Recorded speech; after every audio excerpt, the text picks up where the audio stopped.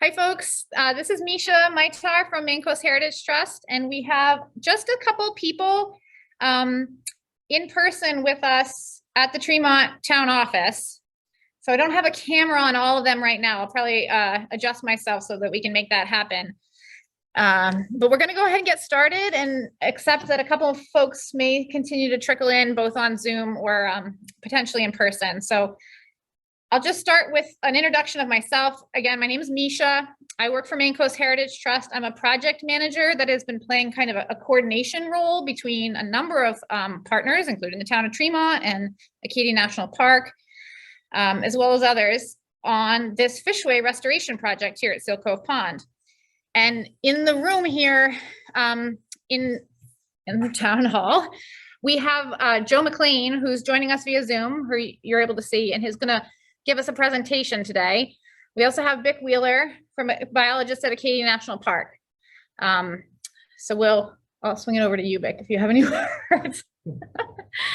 But thank you guys for joining us. We've been sharing updates about this project from time to time with the select board.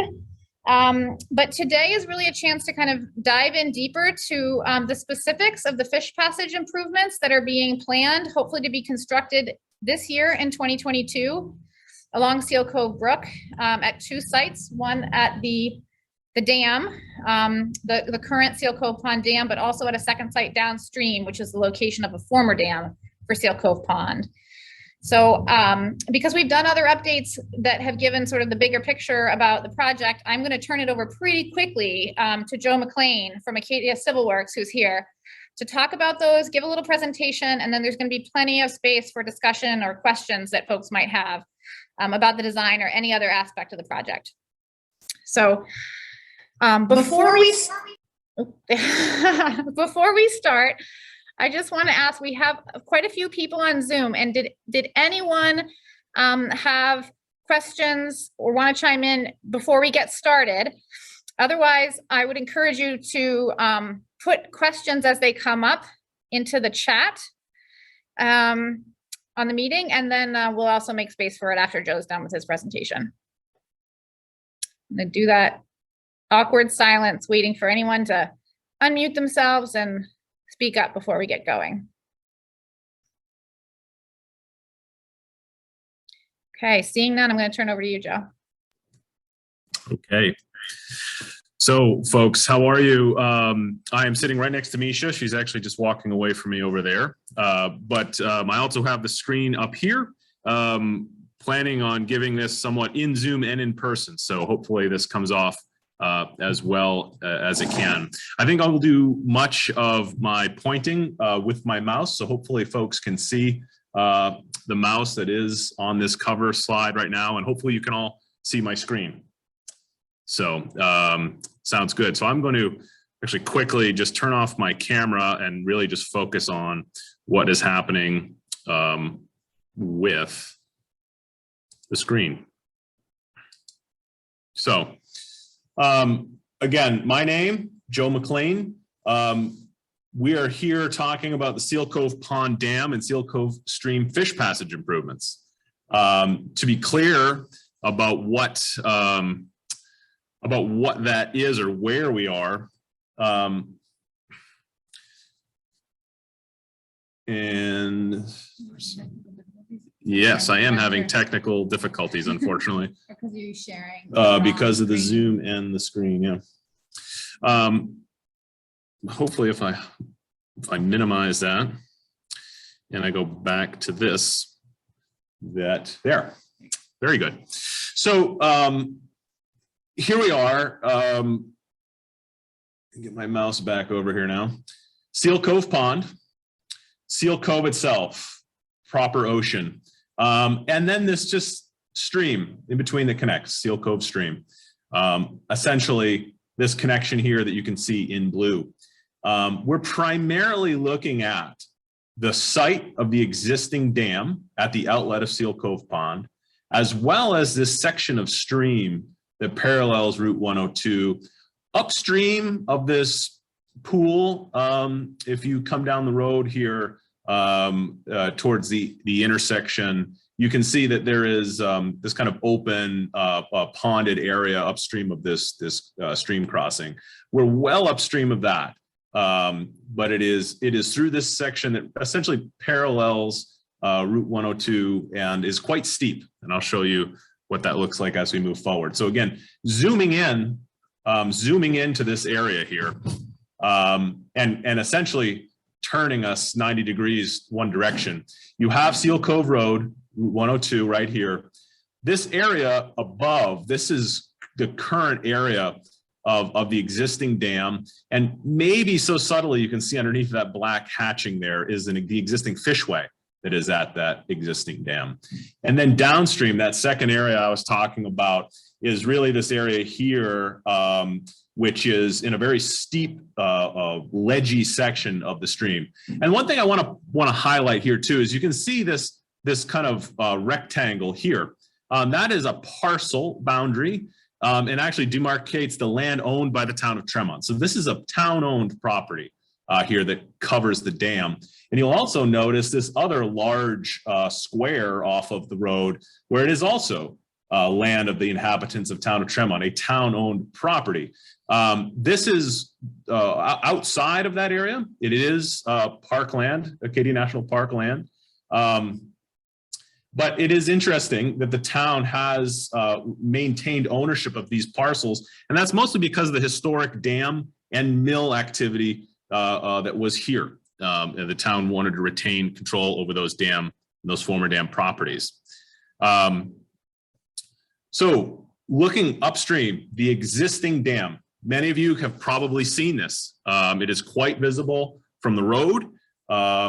It is the site where this large concrete structure you see here is a fishway that was built not too long ago. And this is essentially the crest, concrete crest of the dam, and a notch right in that dam crest here. Downstream, here we have a location that is not as easily seen. In fact, what it looks like today actually looks like this. And is quite, you certainly need to purposefully get off the road and walk into the trees to see this section of stream.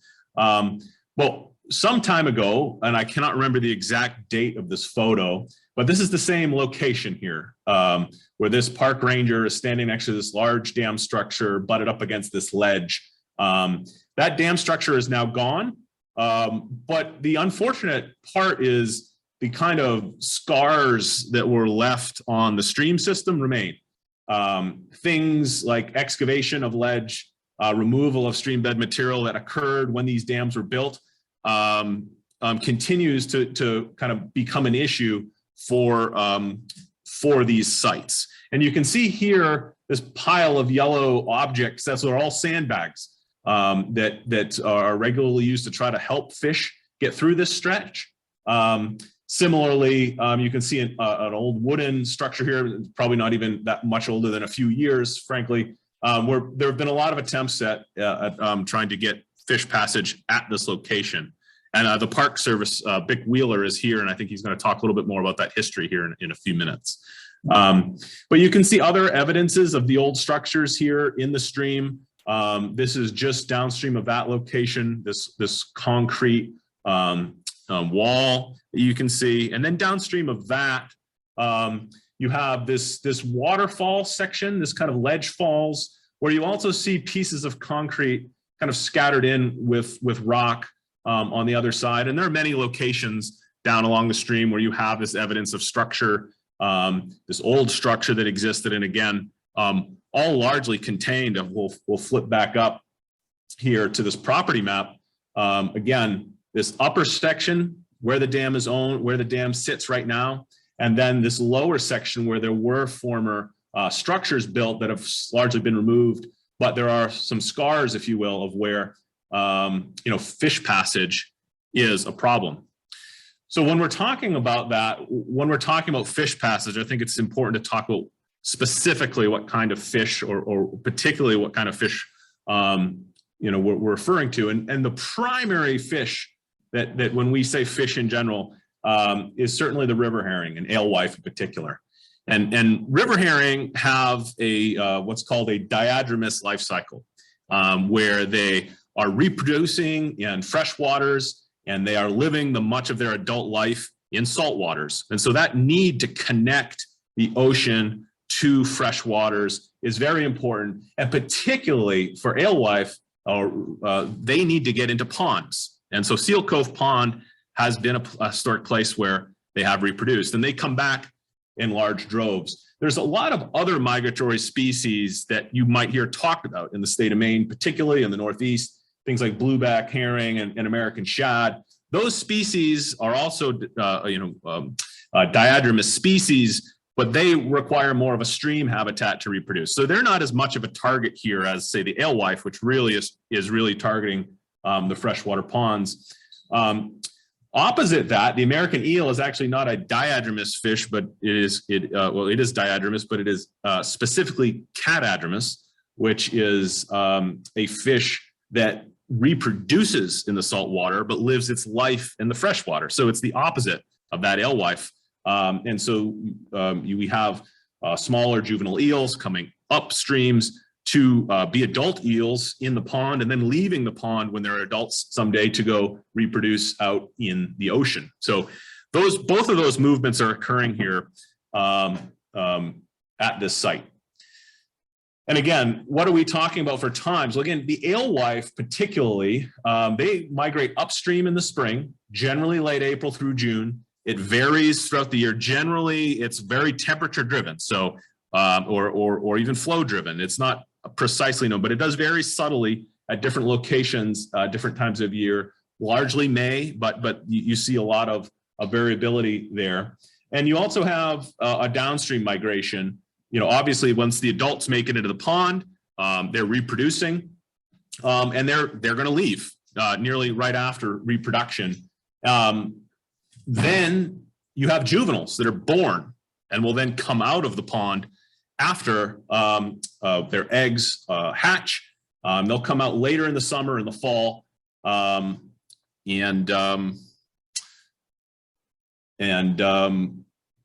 is something that occurs kind of throughout the summertime and into the fall.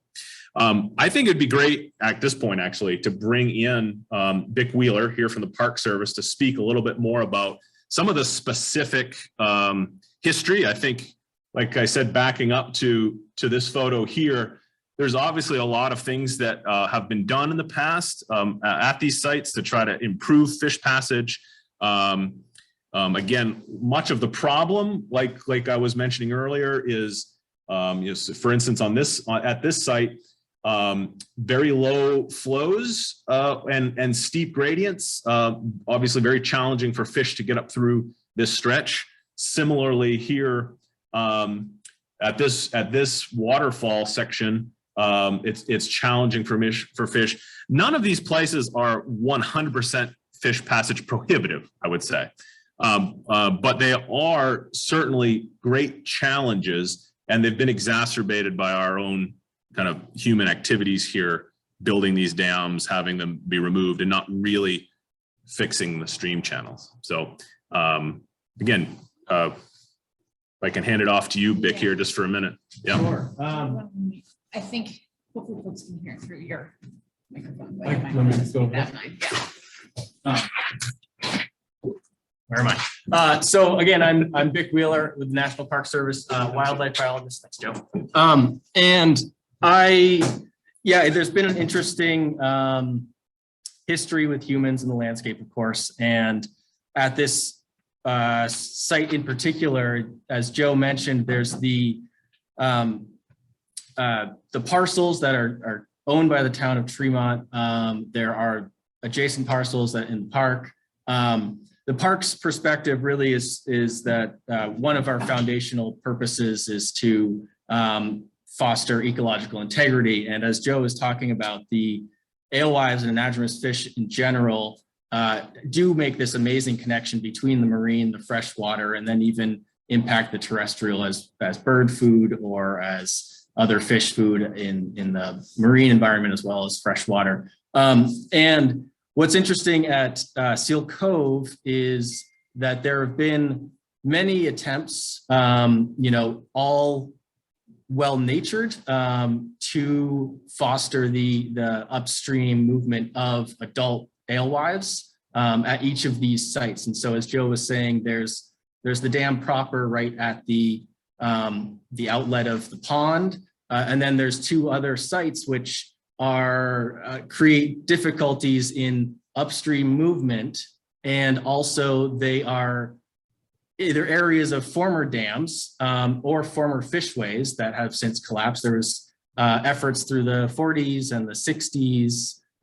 Then again, the current conditions were put in 2009, I think.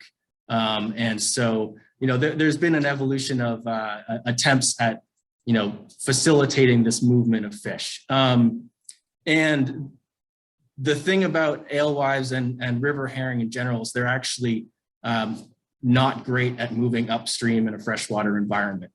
Something like a salmon or a brook trout is much better at actually jumping up these falls and these riffles, whereas river herring, who spend probably 3 or 4 years in the ocean before they had even come up to spawn their first time, they're just not well adapted to these vigorous upstream movements. So they don't do well. As Joe was saying, it's not 100% blockage. Some do make it, but it's a low enough proportion that actually get up, that spawning is extremely reduced in the pond. And so the juveniles that then go down in the autumn into the ocean really reduce the entire population.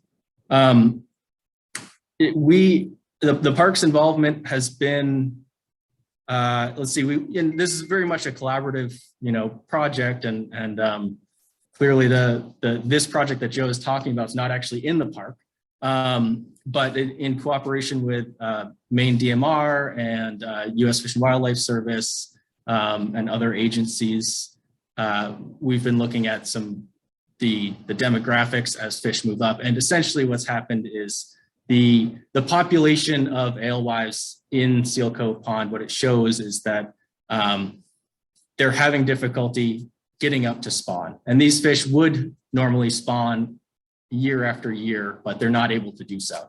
And so it's really, it's a matter of the run is not gone. However, it's extremely reduced because of these few discrete areas, which is what I think Joe will talk about. In how to get the fish to move up, because if you just fix one, you get a little bit better, but if you can fix them all, then that's when we can really maximize the ability of these fish to move up and down the stream system. Any other? Sounds great. Okay, take it away. Yes. So that was a great explanation of some more of this run here and the history. It's not an uncommon story, frankly. We see this up and down the coast where there are historic runs, human structures that have made those impacts, and we're trying to get into a place where we can fix them. So how do we fix them? This is probably a fairly complicated looking chart that's produced by the U.S. Fish and Wildlife Service. But what I want to highlight is they're really starting at the top of this chart by saying for Fishways, you've got essentially 2 directions to take. You've got a technical direction you can take, or there's this nature-like direction that you can take. And I want to talk a little bit about both of those directions, the technical versus the nature-like directions. And so from a technical perspective, upstream technical fishways, you have things that are non-volitional, meaning, you know, it's not the fish swimming itself. It's something where you're have an elevator or you're trucking them around and dumping them in places. Mechanical equipment that is just basically picking up the fish and dumping them somewhere.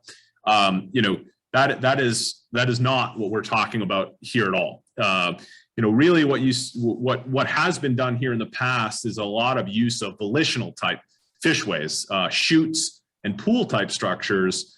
And some very common ones, you know, that may be applicable at the site would be Daniil type structures or pool and weir type structures. And I'm just going to touch on these quickly because it's good kind of to see what the options are out there. And here is what would be considered a Daniil type structure, which is essentially a chute that has a number of baffles in it that effectively create a hydraulic in that chute that's favorable to fish. essentially allowing the fish to swim kind of up gradient in those baffles, kind of slow the water down, if you will, to let the fish do that. There's also pool and weir style fishways where you're effectively making this series of pools like a staircase, where you step that stair, you get in a pool, then the fish can kind of keep stepping and resting from step and pool and step and pool. Okay. A good example of one here is, this is a picture of one under construction. This is down in Chelsea outside of Augusta at Togus Pond. You can see a number of pools with steps in between. And another great example is the one that exists out there right now. And frankly, this is the fishway that exists at the dam, which is a pool and weir style fishway. You can see a number of pools with these steps, very solid type of technology to be using. But there's one issue here that I think, and unfortunately it was overlooked at the time of its implementation. And that is that pool and weir style fishways like this are very, very sensitive to water elevation. And so you need the pond to be just at the right height for this to work effectively. If the pond is down a little lower, you don't quite get enough water through the pool and weir fishway, and it limits its efficacy, its efficiency. And also, if you have too much water where it's coming up over the dam spillway all over the place, then you have some other problems, particularly with downstream passage. And just to kind of give you a sense of what downstream passage looks like, this is actually just hopefully you can see the video clip here. There's a rock, a light rock, and you see a lot of little specks. Those are all juvenile alewife. And when you have the outmigration occurring in the late summer and fall, you will see this massive amount, many juveniles pouring out of these pond outlets. And when that is happening, it's great because there's a lot of fish going out to sea, hopefully becoming adults, being part of the food chain, and coming back, like Bick said, 3 to 4 years after coming to maturity, coming back to reproduce again. And so, but one of the problems is, if you could imagine that occurring here, again, this is the dam, but what happens when the pond is spilling over the dam and that cloud of fish is falling onto these rocks? It's actually, if the pond was always at the level you see in this photo, where it's this nice perfect flow down through, this fishway would be a lot more effective. But the problem is the variability in lake level. When fish do come out of the pond off to the side here, they're met into this series of rocks where they can be injured or trapped. And so the resulting issue at the dam is that you have a very flow sensitive fishway that's there right now.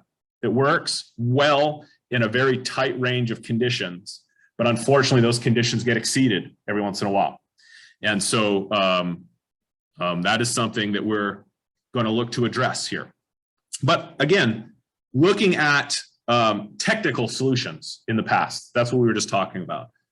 Nature-like fishways, again, that other branch of this fishway tree, if you will, that I showed you from the U.S. Fish and Wildlife Service. Nature-like fishways, here's two different examples where you have one that is also a very much a step and pool style, where you have these stream-wide steps made out of boulders and rocks, and the fish are still coming up this like a staircase, but it's channel wide. It's mimicked after natural features in a stream. In the upper right here, you also see something that is more subtle, but also nature-like ramp. It's effectively a steepened stream channel, again, channel wide, but has been roughened so that you can get fish to travel. Here we go, up and into this pond. It's about a 2-foot rise over this ramp. Again, just another type of nature-like fishway. Again, here is another photo. Again, you see these boulder constructed steps where they're going up about 6-8 inches, 8 inches a step. Another view of a nature-like fishway. Again, notice these channel wide weirs and steps. The advantage of something like this, and if you could have seen the before picture at this site, you would have seen this bridge coming over a ledge fall and about a 4-foot drop off this bridge. And now when you go there, you've got this series of steps that allows the fish to get up into that bridge and get through where they never could have gone before. And we're effectively talking about something like that very similarly at each of these sites. Again, up here, you have a dam, you have that existing pool and weir concrete fishway in the center. And then you have these 2 sites downstream, which we've identified that are quite steep. And when I say quite steep, this is a profile of that same stream system. The vertical scale here is exaggerated. So I want to be clear on that it's about a 10 times vertical exaggeration, but it still allows you to see what is going on. Below this section here, it's quite flat, slopes in the 3% range, all the way out to the ocean. But once you get to the pool that you see kind of here, if you see this dashed line is essentially the gradient of the stream. And there's a pool that is right down here. There's generally quite a few fish in this pool. The surveys that have occurred, it's a nice deep pool.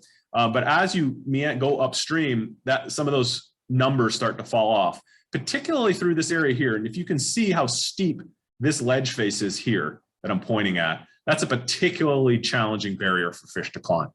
Similarly up here, and this is where that photo was of that park ranger that we showed from history, is right next to this ledge here. These are both 5-6 foot vertical jumps from what would be where the fish are getting to where we need to get them to. So these black bold lines are effectively how we're smoothing out these sections with nature-like stone steps is effectively what we're using at each one of these points. And that's what these kind of black circles kind of figuratively represent. This is 4 steps here that effectively create a series of steps and pools that should allow fish to get through this section at a more flattened grade. Okay, this one ends up being about 8%, which is quite steep still, but much easier than this existing ledge feature. Similarly, up here, we've got 3 steps that bring the slope down to a 6.3% gradient. And again, should hope to get the fish up to this flatter section just below the dam. If you can see this dash line right here, this is the dam itself up in that section, this large pool area that exists down below the dam. And what we're talking about doing up here is then again creating a series of 1, 2, 3, 4, 5 steps to get the fish up and over the dam here as well. So overall, we're talking about 3 separate stone pool step nature-like fishways. To look a little bit closer, and this is the engineering survey plan of the site. If you can see, this square here represents the property boundary. Again, this is the town of Tremont parcel. You can see the dam spillway crest here, as well as the existing pool and weir fishway here. And then the stream flows south off the boundary of this page. That's what the existing site looks like. As proposed, it's going to look something like this, with a series of 1, 2, 3, 4, 5 stone steps that would allow the fish to step up and get into the pond.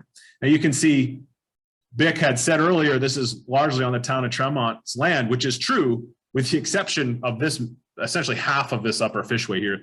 These lower 3 kind of weir steps are, the third one is actually right on the property line. The other 2 do extend onto the parkland just to the south of the town-owned parcel. That was something else, as much, this fishway was installed not too long ago. One of the constraints they were under was trying to keep it entirely on the town parcel. Ultimately, to do this nature-like fishway here, which will be better for in a number of ways, we had to get off and work outside of that box, if you will.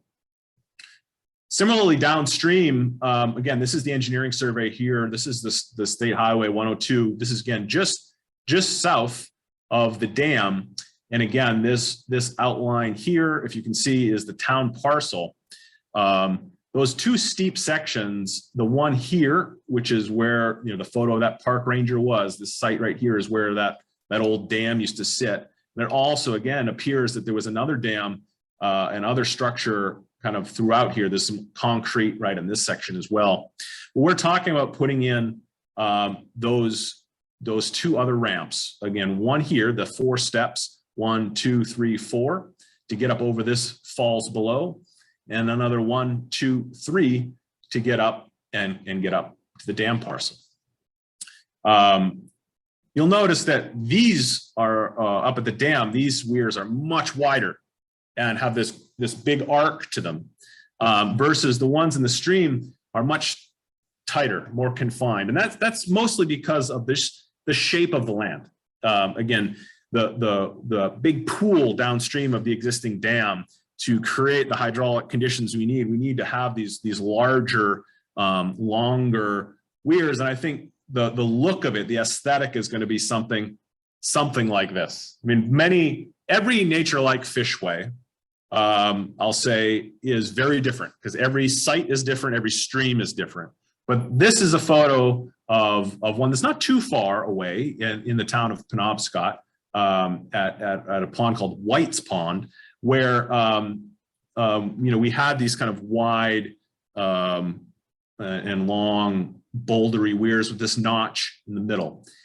This one happens to have this little bridge that goes across, so obviously there wouldn't be a bridge here, but you can see 1, 2, 3, 4 wide arcing boulder steps that go up into the pond. And that's really the aesthetic I'm trying to show you here with that. Versus, you know, you can see this nature-like fishway here, also in the town of Penobscot. Happens they're not too far away, but you can see how much different this one is, where it's a much tighter weir, so that kind of overall length and look of something like this is probably more like something you might see in the stream down below. Now, neither one of these are exactly what it's going to look like, but I'm trying to give you a sense of that scale and aesthetic in you know, through these photos. Another aspect of the dam, whenever we're talking about dams, is also water levels in ponds. And we certainly don't want to do anything that changes the water level kind of management regime that is in the pond. And to that extent too, we are also not talking about doing anything to significantly remove this dam either. The dam is going to stay in place. When this fishway was built, there was quite a bit of waterproofing that was actually done to the dam. The dam itself is in decent shape. And I wanted to put this together for you, because effectively the plan is to come in and saw cut the fishway at about where you see this red line.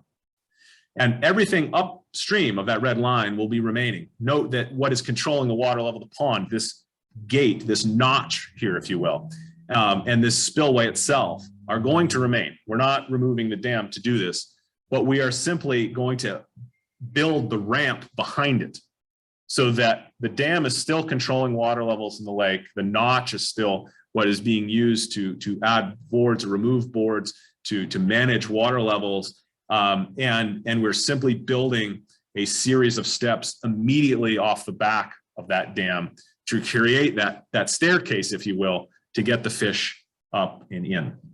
So with that, I think we've kind of stepped through everything, and certainly I'd be happy to answer questions if they exist. That was awesome, Joe. Yeah. I have a question So, about I want to just turn to the maintenance. couple people in the room first, and then maybe I'll turn to Zoom. But for the folks in the room, are there questions? Awesome. I'm curious about feedback. Yes. Yes. In one of the pictures you showed upstream from the concrete dam. Yes. It's a very successful beaver dam Yes. that is probably doing a better job controlling the lake levels than anything else. Yeah. And I'm curious about that dam, but also like how do beavers interact with the nature of Lake Fishways? So right now they spawn this one quite a lot. Yes, yeah. Repeat the question, Joe. I'd be happy, yes, and I'm not, just so that folks on the Zoom can understand what was just asked if they weren't able to hear. The question is largely about beaver activity and what, that there is significant beaver activity at the site now, particularly up at the dam, and how does that beaver activity interact with fishways? Well, I can say, and if I went back to this photo for a reason, and that's because you can kind of see a little bit of one of the beaver dams that exists. And very many times it's that beaver dam that is in fact controlling pond levels. I've seen that myself. But that's also somewhat irregular, and it can vary year to year. But nonetheless, if you look onto the right side of the fishway in this photo, you see a lot of sticks. Much of that, I think, had been taken from this notch because beavers come in and plug the notch in the current situation and can be challenging. And so what I'll say about beaver is that is there a challenge everywhere? That there is really no fishway that is beaver proof, but there are varying degrees of ease at which beaver can plug them up. Certainly a technical fishway like this, which relies entirely on the water maintaining a free flow through this notch, is very easily impacted by beaver and is very sensitive to that. As soon as the beaver plug this up, this fishway is no longer working at all. The advantage of nature-like fishways, and I'll come to something like this, is you can see there's that similar notch, and that similar notch is going to parallel. There's a notch right here, and if you can see, there's a notch right here where as water gets lower, it does focus into these little notches. But when you have beaver activity, and you can see some sticks hauled off to the side here, that still happens. It is still a natural environment, but if beavers plug this notch, the fish go over another notch in this boulder or another notch over here. And it really requires the beaver to build out almost a full dam on top of the weir itself before you get to a place where you are really impacting fish passage. Similarly, I would say even these step pool systems, these nature-like step pool systems are a little more susceptible than, say, a rock ramp. And I say that because, and we're not really focused too much on it, but this ramp system here, which is incredibly wide, that has notches, but is also much flatter in gradient. I can give you multiple examples of fishways that are very remote. One we did in the town of Savoys, which was on Penobscot Indian Nation land, where the beaver activity was so severe that we really went with this really elongated rock ramp, not a step pool system that requires 2 to 3 times the land area. So in the case here, we're already straddling that town park land. We would have to probably double the length of the fishway we have now to get to something more of a ramp like this. But that is still susceptible to beaver activity, but less susceptible, say, than something like the step pool. So it's really a sliding scale, if you will, of better or worse. Nothing really being beaver proof, unfortunately. Beaver are natural dam makers. They're tenacious. They do not give up. I've seen a lot of people wage war with beavers, feeling like they are going to be more determined than they are to keep things open, but those beaver are always more determined to keep it closed. And so I don't have great answers for you on that. And I think there's some real challenging social issues as well about, I've seen trapping approaches. Those trapping approaches aren't always acceptable. And so what I would say with these sites is we've made the beaver issues better by going nature-like.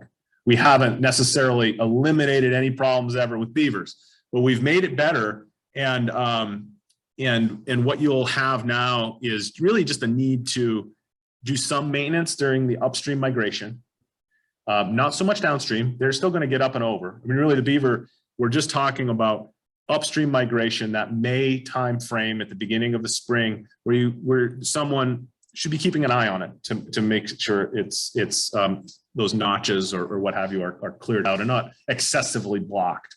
But again, less than what you have to do right now. And that'll be more important at first. Again, I like to think of it as a beaver and alewife have coexisted for many years. The beaver population is quite healthy though, and the alewife population is quite unhealthy. And so it's kind of like someone that recently had a heart attack that needs to eat less salt and needs a little bit of help getting healthy and strong again. Once you get a healthier alewife population here, it'll be much more robust to temporary impacts to beavers. But until this alewife population really rebounds and you have, thousands coming back at a time, you're going to need to help it out a little bit. Yeah. Joe, there's a follow-up question on Zoom, and I think this could be you or for Bick or for me, frankly, but about the, will anything need to be done to the existing beaver dam that's just upstream of the current fishway in terms of that being a barrier to fish?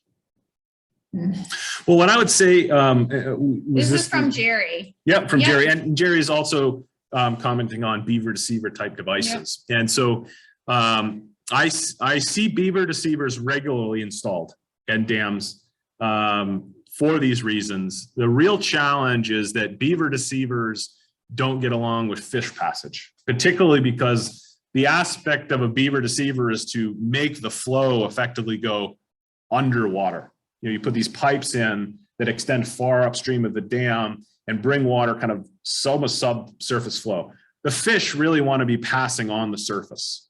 And the issue with surface passage is it creates that audible sound of waterfalls. And that's effectively something that attracts the beaver.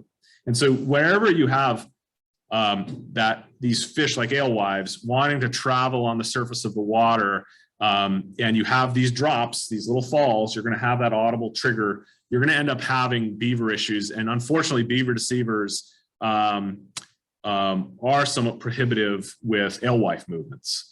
And so it is a challenge to balance those things. Do we need to do something with that existing beaver dam?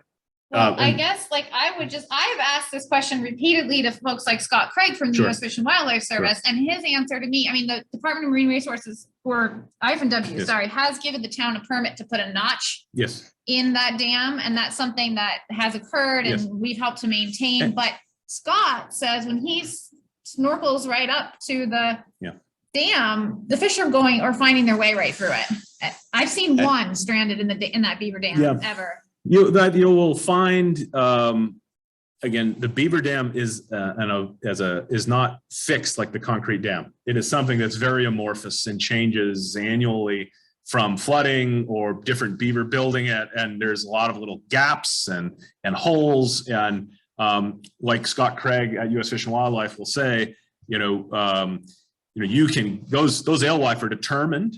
They may not be as strong swimmers as salmon, but they're determined to get upstream, and they are going to find little holes and openings in that beaver dam, and they're going to try their hardest to get through. And again, back to what I was saying before about that sick patient needing a little more care. I think at first, when you have very low numbers, it may make sense to be a little more, pay a little more attention to it. At first, maybe notch it out if you've got permission and the permits to notch that dam to allow your runs at the beginning before they've really rebounded. But when you have established a healthy return of alewives here, you should not need to do or worry as much about those beaver activities. So I would say it's somewhat dependent on the year. It's not an easy yes or no, but more of a how strong is your run and what does that beaver dam look like each year? Yeah. So moving away from beavers, but along a similar line, Dave Edson has a question about how much maintenance is required to ensure the integrity of this new design. And so I'm beyond just the beaver management as part of the maintenance. So, the thing is, the annual maintenance for this is nothing more than debris removal. The difference between, something like these technical concrete fishways versus these nature-like fishways is the nature-like fishways also require much less maintenance. You think about what is needed to maintain the integrity of a concrete wall versus a large boulder you've set out. That boulder, that granite is going to be more weather resistant and be more stable over the long term than that concrete wall. That concrete structure is going to require patching. It is going to require a lot more care, for its life. Really, the thing to worry about here would be real extreme flows. The risk of one of these boulders moving, if you will, is the fear. We are ensuring it is stable to the 100-year storm. So it would need to be something beyond that 100-year event, something like a 200 or a 500-year type storm that would potentially cause erosion or some type of actual erosive damage to the Fishway. And this risk-based storm design was what is used everywhere. The existing dam it was not designed to that 100-year storm capacity, but largely there has to be some threshold, if you will, where you decide how much stability and how much money are we going to invest in a structure to protect it against some level of storm or flow event. The 100-year storm is largely the standard for most major hydraulic projects. Things that have definitive loss of life issues, meaning if this Fishway were to fail, it would mean people died. We would be going higher than the 100-year storm. We would be going up to, in dam language, they call them probable maximum floods, which are these really bizarrely, if you were a weatherman, you would really geek out on how much possible moisture could be held in the air physically. And it's like the worst possible storm you could imagine, some like 22 inches of rain over like, a 24-hour period, which is just something that we've never ever seen, but it's something that is scientifically possible to occur. Again, what I'm saying here is we've established a 100-year threshold for erosive damage. Other than that, it should only be a matter of ensuring debris, woody sticks, things that float around the pond. Who knows what that could be? A tree could fall in and float itself over, and someone might need to get in with a small chainsaw or something, cut that up and pull it out. But these are all things that would have to happen with this dam anyway. There's really no new, in fact, I would say there's reduced maintenance with this nature-like Fishway as opposed to with the concrete one. Can you talk about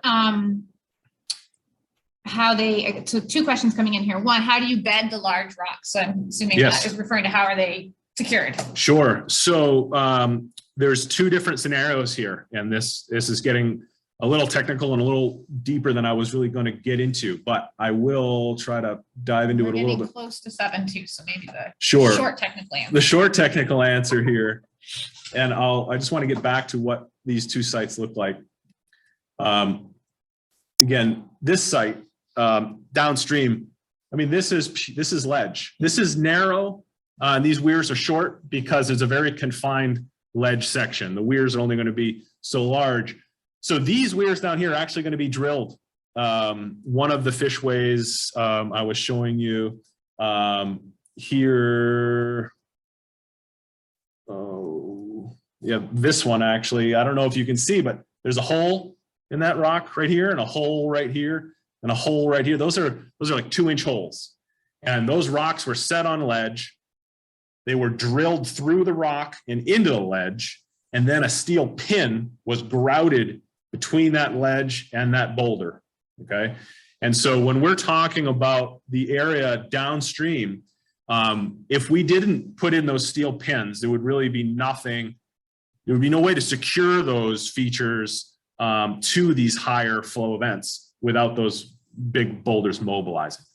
Those are very steep sections of stream bed, and being on ledge like that, we need to provide that mechanical connection. You can't tell here, right? I mean, you can't really see. Now that I've pointed out the holes, you can probably actually look around and see holes on the top of a lot of these rocks. But that is what we're talking about in those ledge sections. So both of those two lower stream sections will be drilled and pinned. The upper section, the upper part, will simply be done by kind of a toe boulder, and similar to this, and you can't even see them here. But there's this primary set of boulders, and there's also a secondary toe boulder that is under the water.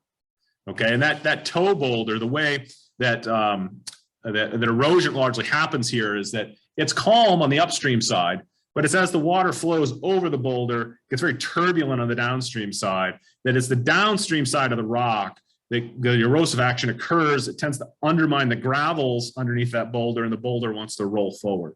So we effectively have a secondary boulder towing in that primary boulder, and that secondary boulder is down deeper than scour depth, and it is also quite large, the same size, large 2-3 foot diameter rocks here. And again, there is a conceivable point at which a flow event could exceed the capacity and the stability of that structure. But that, again, we've set that up high at beyond that 100-year storm. And I would even argue that it's probably past that as well. But I will, my design statement here is that it will remain stable through the 100-year event. Yeah. So here's a question from Ruth. Oh, when you're working on the Fishway, will you need to drain the pond as happened in 2009? Right. So in 2009, the short answer is no.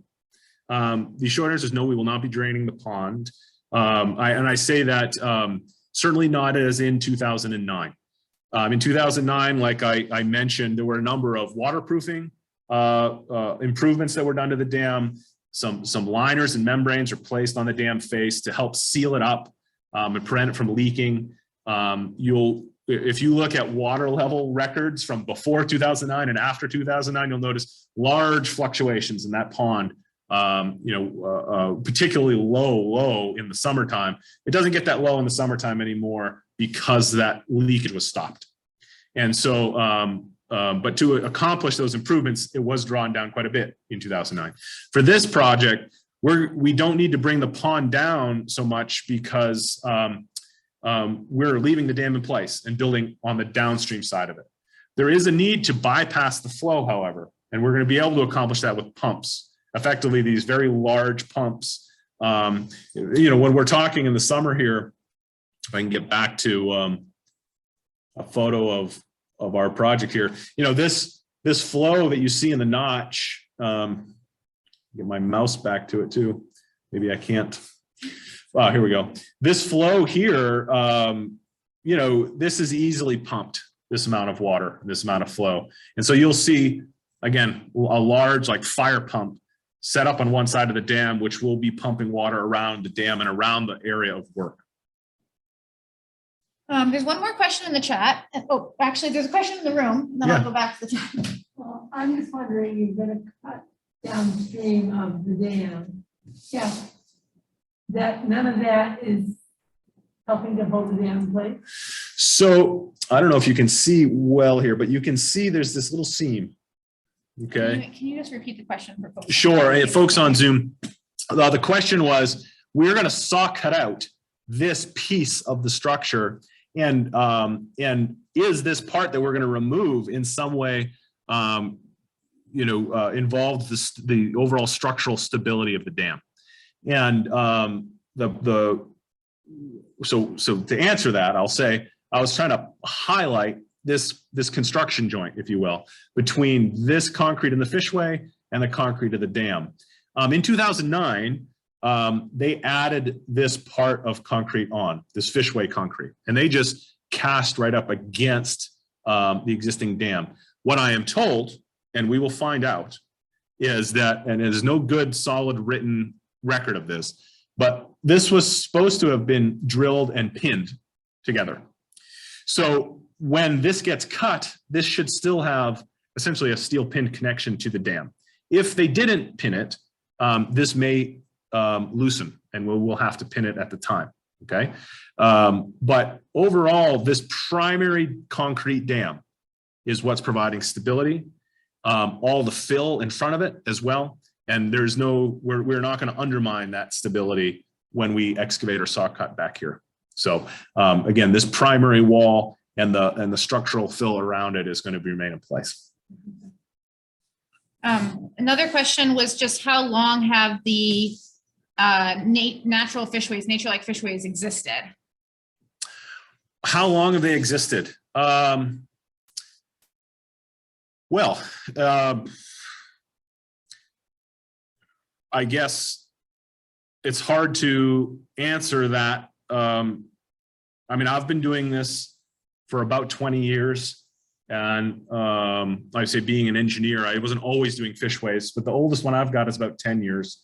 But the, you know, the NOAA Fisheries has been doing nature-like fishways for some time. I'm trying to think, like probably 30 years is the oldest one I'm aware of.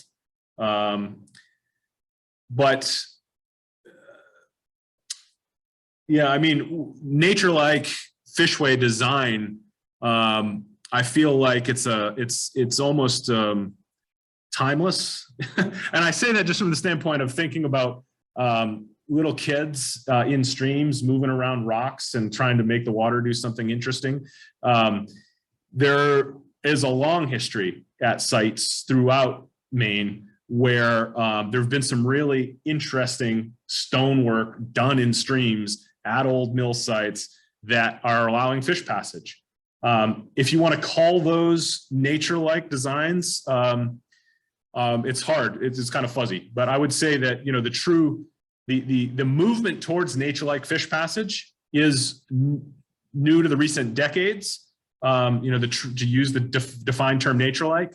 So I guess I'll stick with 20, 30 years for the answer to that. Yeah. It's getting close to 7, so and I can see a couple folks are planning to sign off. There's one more question here though from Josie about how the design looks like it spreads the water flow rather than funneling it like the concrete fishway. Since low water volume seems to be an issue during upstream migration, are there plans to narrow the water flow at the lower 2 sections? Will narrowing the water flow actually help, or is that problematic?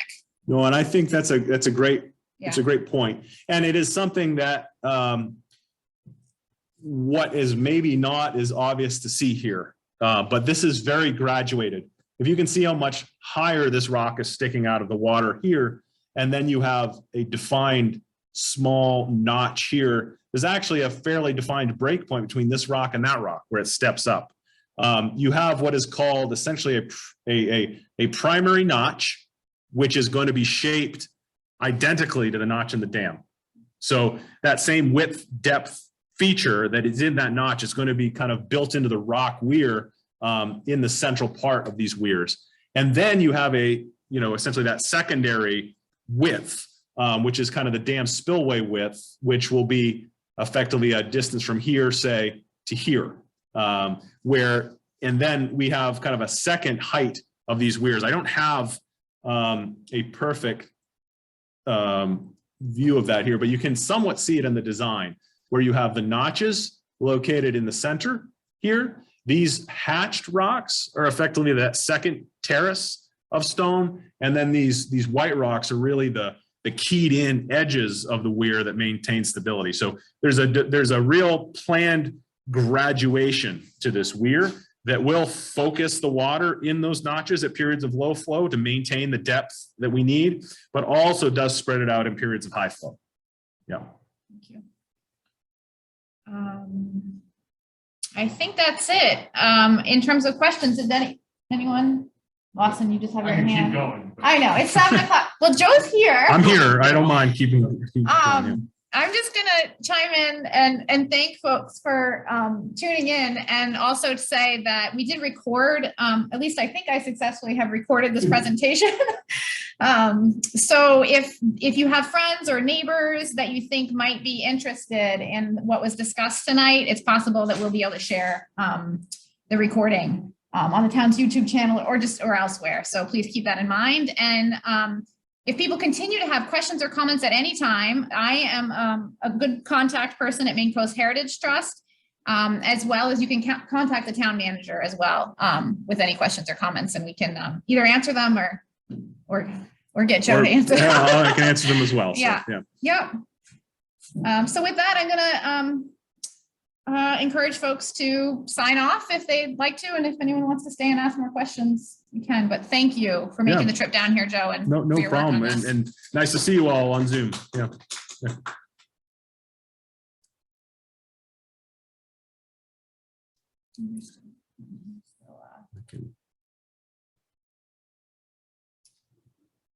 That's a thank you.